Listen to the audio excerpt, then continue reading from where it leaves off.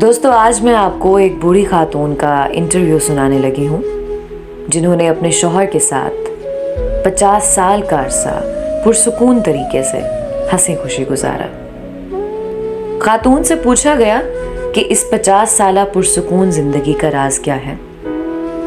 کیا وہ کھانا بنانے میں بہت ماہر تھیں یا پھر ان کی خوبصورتی اس کا سبب ہے، یا ڈھیر سارے بچوں کا ہونا اس کی وجہ ہے، یا پھر کوئی اور بات ہے؟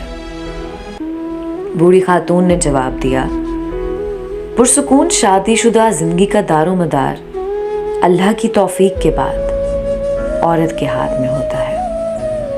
عورت چاہے تو اپنے گھر کو جنت بنا سکتی ہے اور چاہے تو اس کے برعکس یعنی جہنم بھی بنا سکتی ہے۔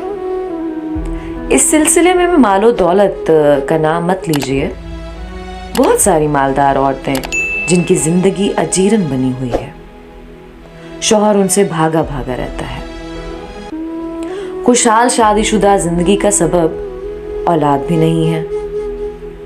بہت ساری عورتیں ہیں جن کے 6 7 بچے ہیں، پھر بھی وہ شوہر کی محبت سے محروم ہیں، بلکہ طلاق تک نوبت آ جاتی ہے۔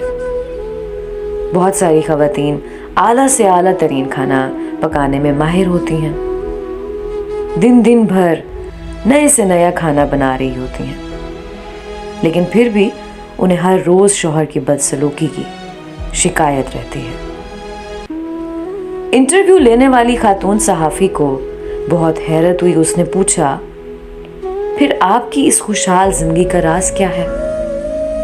بوڑھی خاتون نے جواب دیا، جب میرا شوہر انتہائی غصے میں ہوتا ہے نا تو میں خاموشی کا سہارا لیتی ہوں، لیکن اس خاموشی میں بھی احترام شامل ہوتا ہے۔ میں افسوس کے ساتھ سر جھکا لیتی ہوں۔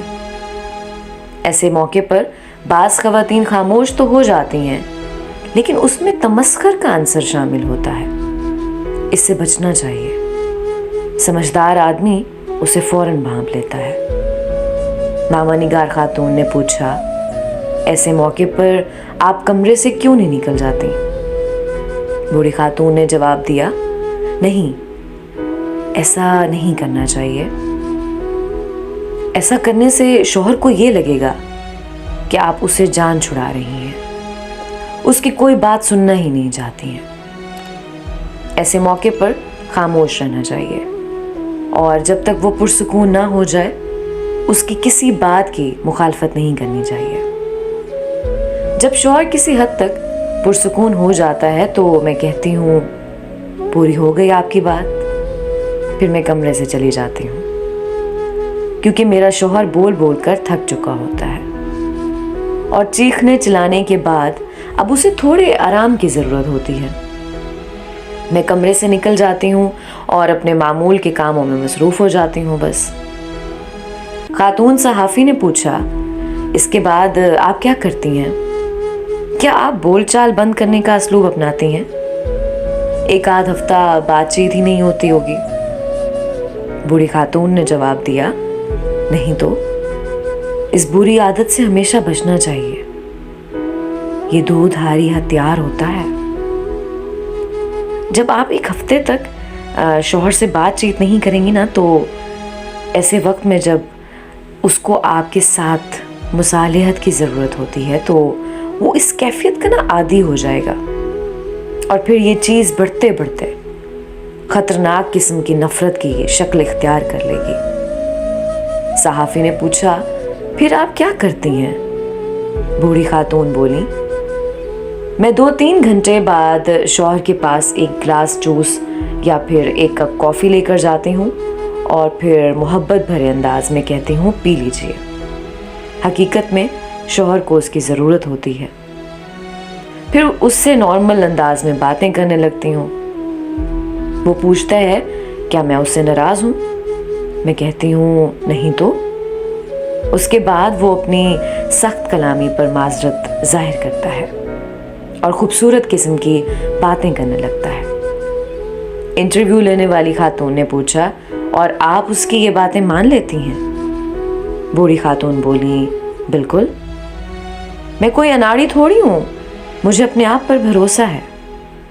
کیا آپ چاہتی ہیں کہ میرا شوہر جب غصے میں ہو تو میں اس کی ہر بات کا یقین کر لوں، اور جب وہ پرسکون ہو تو اس کی کوئی بات نہ مانوں؟ خاتون صحافی نے پوچھا۔ اور آپ کی عزت نفس یعنی سیلف ریسپیکٹ؟ بوڑھی خاتون بولی، پہلی بات تو یہ کہ میری عزت نفس اسی وقت ہے جب میرا شوہر مجھ سے راضی ہو اور ہماری شادی شدہ زندگی پرسکون ہو۔ دوسری بات یہ کہ شوہر بیوی کے درمیان عزت نفس کی کوئی چیز نہیں ہوتی۔ جب بیوی اور شوہر ایک دوسرے کے لباس ہیں تو پھر کیسی عزت نفس؟